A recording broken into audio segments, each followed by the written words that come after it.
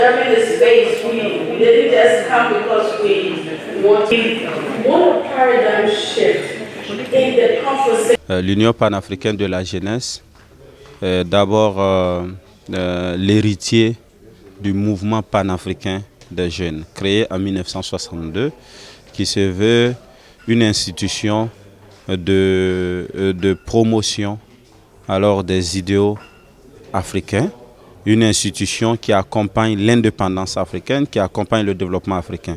Donc en 2006, les chefs d'État ont décidé que cette institution soit transférée donc à la couche juvénile avec la signature de la Charte africaine de la jeunesse.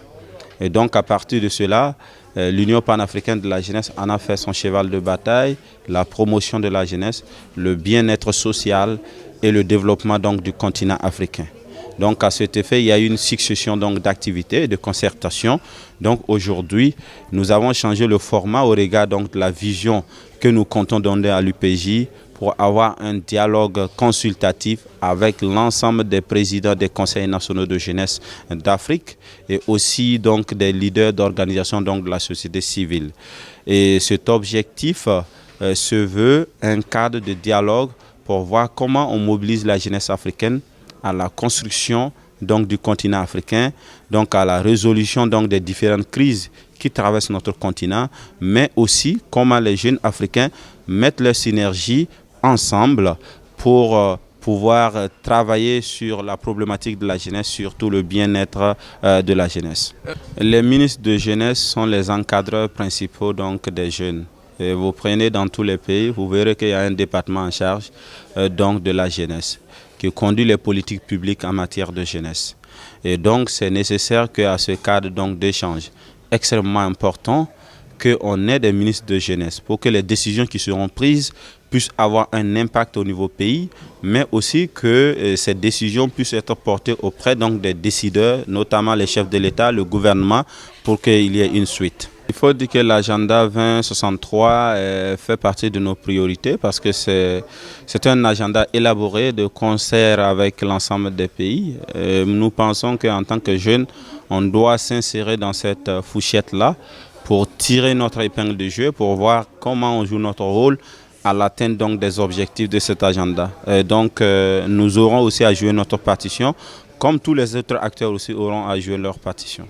Nous avons choisi le Maroc parce que dans un premier temps, le chef de l'UPJ, après l'Alger, après Khartoum et aujourd'hui au Maroc. Donc surtout au regard du leadership du roi marocain qui en a fait de la question de la jeunesse sa préoccupation majeure et qui compte impulser une bonne dynamique pour la stabilisation de notre continent.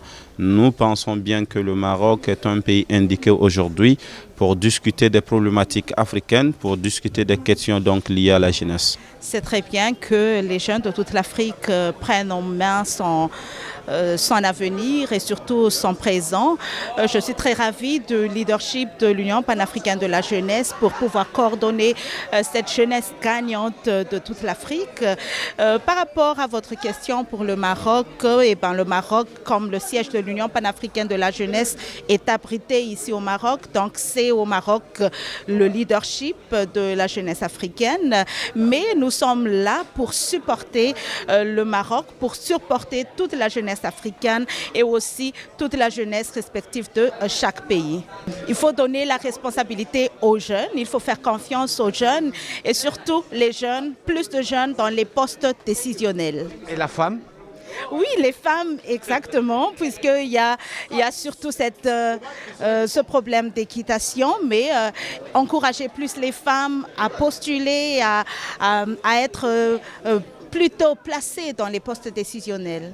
It is a great honor and privilege to be in Morocco, in Rabat, where we are convening a very important platform of 49 African leaders out of the 54 member states that we have on the African continent that are members to the Pan-African Youth Union. Not only does this reaffirm the convening power that the PYU has to gather and mobilize and coordinate young leaders, but this platform is very important for the mere fact that we are creating a space where young leaders can inform PYU what the journey ahead should look like with the new leadership that has assumed office. So we are very honored to have our young leaders, directors of youth and youth ministers in our presence here today, where we are discussing the gains that we have made in as far as youth development is concerned. But we are also here to listen to our youth leaders on what the challenges are that the young people are faced with on the continent and what the mandate is that they are discharging to us as the leadership of the Pan-African Youth Union. Donc, nous sommes venus ici au Maroc pour le premier dialogue consultatif de l'Union panafricaine de la jeunesse. Nous avons plus de 200 participants avec 54 pays du coin de l'Afrique. Donc notre objectif est d'atteindre les objectifs du développement durable et l'agenda 2063, l'agenda de l'Afrique 2063, l'Afrique que nous voulons. Donc voilà, nous avons en train de faire le réseautage, le dialogue intergénération avec les présidents de CNJ. Tous les ministres de la jeunesse étaient présents avec nous. C'était très intéressant. Notre objectif, c'est d'avoir l'agenda de l'Afrique 2063 et l'agenda de la jeunesse pour atteindre nos objectifs. Oui, au fait, selon ce que nous sommes en train de faire, nous faisons les discussions, les échanges entre nous à laquelle les ministres sont parmi nous. Nous les transmettons le message, ils vont transmettre au président. Parce que la jeunesse africaine, à partir d'aujourd'hui, il y a une éveil de conscience. Et ensemble, avec cette Union panafricaine de la jeunesse, nous pouvons atteindre les objectifs du développement durable et l'Afrique que nous voulons et l'agenda de 2063. And also the Deputy Secretary General of the Pan-African Youth Union, which is headquartered here in Morocco under the patronage of His Royalty, the Majesty King of Morocco. The consultative dialogue here is the first ever to be done in Africa, and it brings together young leaders across the country who are the leaders of national youth councils, the youth directors and the ministers of youth to harness the youth voice to inform policy across the continent. So the areas of focus for this conference is purely on youth leadership and governance. And then we're also talking about how do we achieve the agenda, the Africa Agenda 2063, and how do we continuously improve the management of our national youth councils from our respective member states.